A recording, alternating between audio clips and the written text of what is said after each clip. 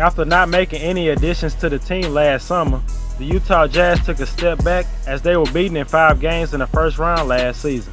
The year before that, they had made it past the first round, and everybody expected the Jazz to be one of the best teams in the Western Conference going forward. But things didn't start off great for the Jazz last season, especially on offense. The Jazz ranked 28th in three-point percentage after the first month of the season. Donovan Mitchell, Ricky Rubio, and Joe Ingles all shot worse than they did a year ago. Luckily, their defense was solid enough to keep their heads above water until their outside shooting got better. It all started to change when their young stud Donovan Mitchell started to play like we all know he's capable of.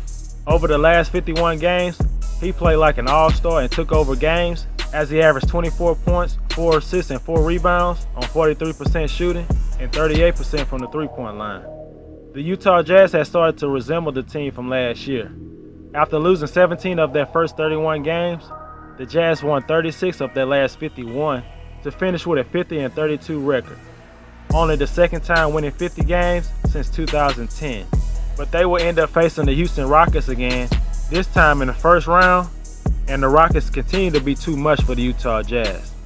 After a summer of not improving the roster, there was no way the Jazz front office was going to let another summer go by without bringing in some reinforcements. You could say that the Jazz had the best offseason than anybody in the NBA. Upgrading that point guard was a must, and it was clear that the Utah Jazz wasn't going to re-sign Ricky Rubio. Mitchell has needed a reliable sidekick since his rookie year, and now he has a star point guard in Mike Conley. This move let it be known that the Jazz were going all in, and it's a perfect time in a wide-open Western Conference with the Warriors looking as vulnerable as ever at this point. They paid a hefty price to get him as they gave up 2 first-round picks, Grayson Allen, Jay Crowder, and Kyle Korver. But it may be all worth it if the Jazz can be one of the best teams in the West and make a serious run to the NBA Finals.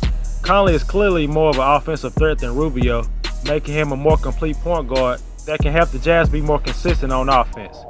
Spacing was an issue in the playoffs with Rubio on the team. Now the Jazz have a legit threat at the point guard position. If this was their only move this summer, then that would have been good enough. But the Jazz didn't stop there. They were able to clear some cap space after trading away big man Derek Favors to the New Orleans Pelicans, and they were able to sign Bojan Bogdanovic to a 4-year, $73 million contract. This is probably the biggest free agent signing in years for the franchise. He played the best basketball of his career in Indiana. He always been a good shooter, but with the Pacers, he expanded his game and became a good scorer off the dribble and was able to make plays for his teammates.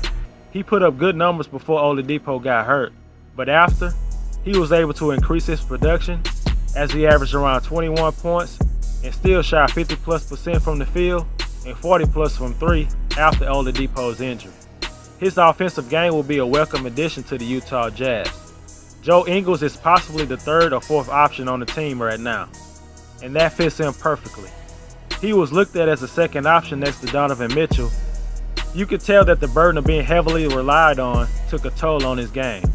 He put up good numbers, but he had his worst shooting efficiency since 2016, and he also had a career high in turnovers.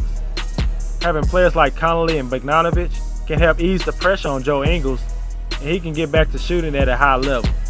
Another key signing for the Jazz was Jeff Green. Spacing was an issue for the Jazz in the first round, and the front court of Derek Favors and Rudy Gobert hurt the offense.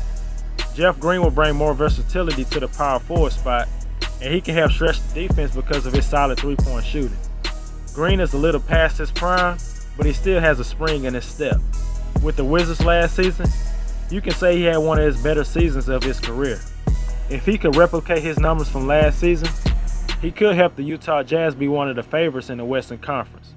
But Jeff Green has always been up and down in his career, and you never know which player will show up. To go along with his offensive versatility, he is also a good defender. He is strong enough and athletic enough to guard the power forward position.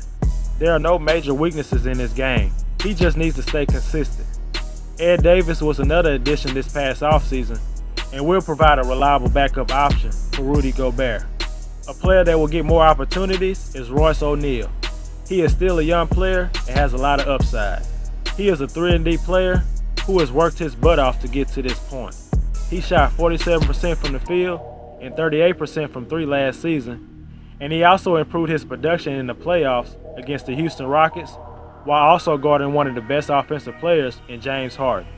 He is going into the last year of his rookie contract, and he could be in line to get a solid payday next summer. Defensively, this team begins and ends with the two-time Defensive Player of the Year, Rudy Gobert. While some of the best players had shooting slumps last season, Rudy Gobert was the most consistent player on the team. He had career highs in points, rebounds, and field goal percentage. Utah is primarily a defensive team, and Rudy Gobert is the anchor of that defense. Before last season, he had missed a number of games in the previous 2 or 3 seasons, but last year he played 81 games. This summer was a crucial moment for the franchise, and they made the necessary moves to hopefully rise to the top of the Western Conference. Instead of standing pat and hoping something great happened, the Jazz were proactive and had one of, if not the best offseason in the league. And it could lead to a more successful postseason run. I have the Jazz winning 53 games and grabbing the 4th seed in the Western Conference. They added 2 perimeter scorers and playmakers in Conley and Bogdanovic, and they also added a versatile player like Jeff Green that could help them become one of the best offensive teams the Jazz have had in a long time. Quinn Snyder's calling card is defense, and that's the identity of this team. But upgrades on offense should have the Jazz looked at as championship contenders.